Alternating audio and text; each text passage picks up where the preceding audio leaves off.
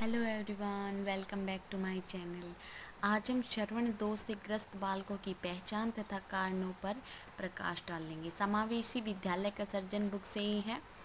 देख लेते हैं हम। जो बच्चे जन्म से ही बहरे होते हैं उनकी पहचान तो जन्म के समय ही हो जाती है, लेकिन कुछ बच्चों में बहरापन किसी और कारण से भी हो सकता है। हम श्रवण बाधित बालकों की पहचान और उसके व्यवहार से याद करेंगे कि उन बच्चों में क्या क्या परेशानियों का सामना करना पड़ता है। कक्षा में वह बार बार कान के अंदर उंगली या कोई अलग वस्तु डालना, कागज, पेन, पेंसिल आदि डालता रहे, इससे पता चलता है कि वो बच्चा बहरा हो। उसके कान में लगातार कोई तरल पदार्थ बहता दिखाई देता हो, कक्षा में पढ़ते समय अध्यापक के बीच बीच में टोकता हो या फिर ऐसा आभास देता हो कि उसे सुनाई नहीं दे रहा हो, अध्यापक के बुलाने पर या पूछने पर, किसी प्रश्न को पूछने पर जवाब न देता हो, वह बहुत ही धीरे धीरे या फिर ऊंचा स्वर बोलता हो, इससे हमें पता चलता है कि वो बच्चा बहरा है। कक्षा में बालक आवाज़ सुनने के यंत्र का प्रयोग करे, वह अध्यापक की आवाज़ को छोड़कर उसके होठों पर, उसके शारीरिक हलचल पर या उसके मुख पर ज़्यादा देखता हो, तो इससे भी हमें पता चलता है कि वो बच्चा बहरा हो, वह एकाग्रता न रखता हो।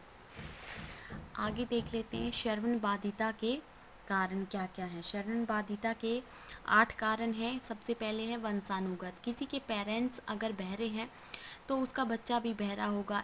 ये होते हैं वंशानुगत। छूत रोग, किसी बच्चे को कन्फेड हो जाए या इन्फ्लुएंजा हो जाए तो ये भी एक ऐसे रोग हैं जिससे बच्चे को श्रवण शक्ति बाधिता हो सकती है। दवाइयाँ, कोई गलत दवाई डाल दी, इससे भी बच्चा बहरा हो सकता है।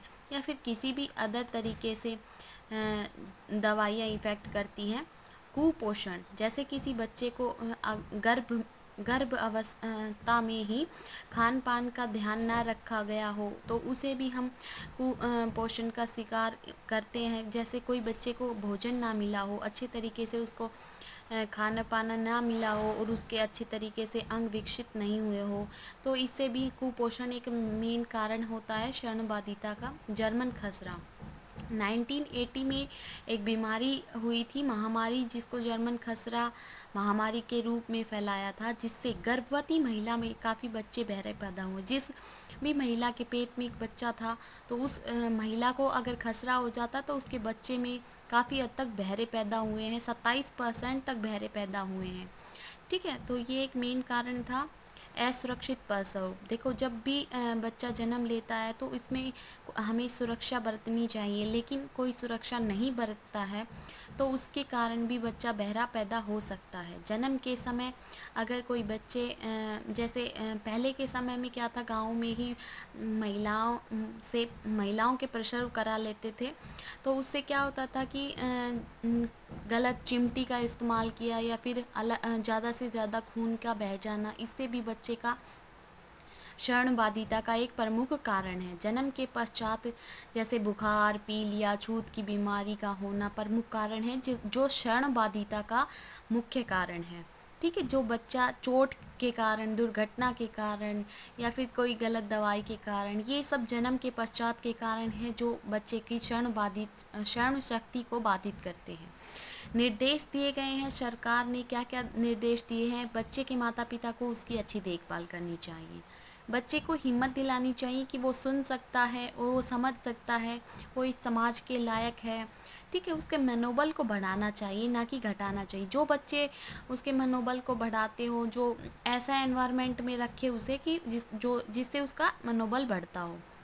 चित्रित वस्तुएं दिखाकर ज्ञान देना चाहिए, कहानियाँ सुनानी चाहिए उसको। जो चित्रों से रिलेटेड बुक है उसको बताकर उसे ज्ञान देना चाहिए। धैर्य बरतना चाहिए। ऐसा नहीं है कि जो बच्चा सुन नहीं सकता उसे डांट दिया, फटकार दिया, मार दिया कि वो सुन नहीं सकता, तो इससे माता पिता को धैर्य रखना चाहिए।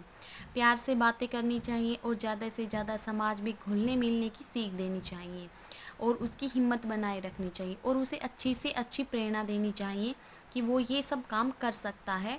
उसे हार नहीं माननी चाहिए। ऐसे एनवायरनमेंट में रखे जो उसकी मनोशक्ति को बढ़ाता हो। या फिर कोई भी बच्चा अगर जिसका इलाज चल रहा है,